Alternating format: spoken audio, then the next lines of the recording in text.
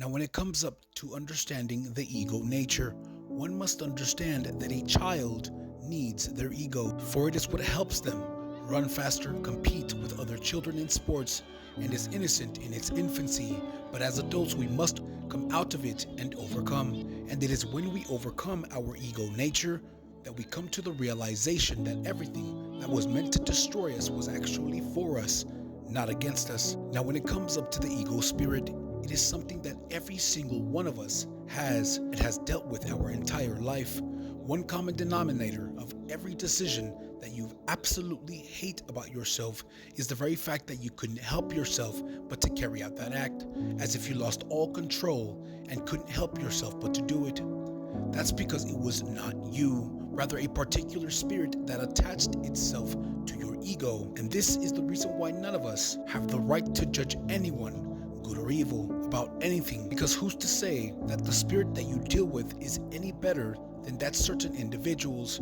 For even that individual in which judgment is being cast upon was also a child at one point, created an ego, and a spirit attached itself when they overreacted.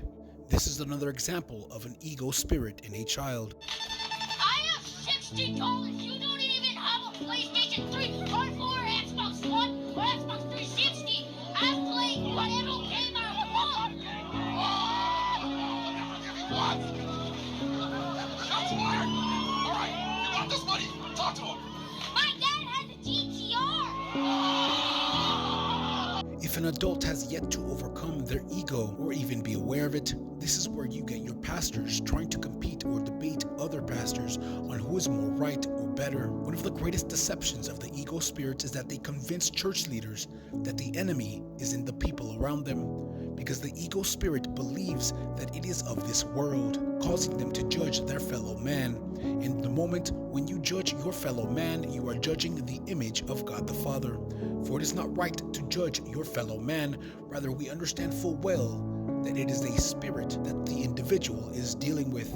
As in this next clip here, the pastor is upset because his ego has identified with how much he has studied a book. Although he means well, he continues in kicking out and dishonoring the other church leader instead of edification or fellowship in love. As it is written, love is patient, love is kind. It does not envy, it does not boast, it is not proud, it does not dishonor others, it is not self-seeking, it is not easily angered, it keeps no record of wrongs. Love does not delight in evil, but rejoices with the truth. It always protects, always trusts, always hopes, always perseveres. Love never fails. Keep my mouth shut and you tell me how wrong I was about your misapplication of the ring stamping in Job chapter 38. First of all, Hello? Is it sunrise or not? not at all. I don't agree with you. Turn his mic off. Get out. You're a Bible denier. You're a Bible denier. You're a Bible denier. That is ridiculous. Bible denier. Just get out. Get the band up here. Woo! Let's worship the Lord. I ain't putting up with this nonsense no more. I gave you our platform. Another deception of the ego spirit, especially in the church, is that it is impossible or close to impossible for that church leader to ever see their own egos, for the amount of praise that they've received from other individuals around them, causing them to believe that they are right. Know yourselves, brothers and sisters, that will become one in the body of Christ and in the army of God.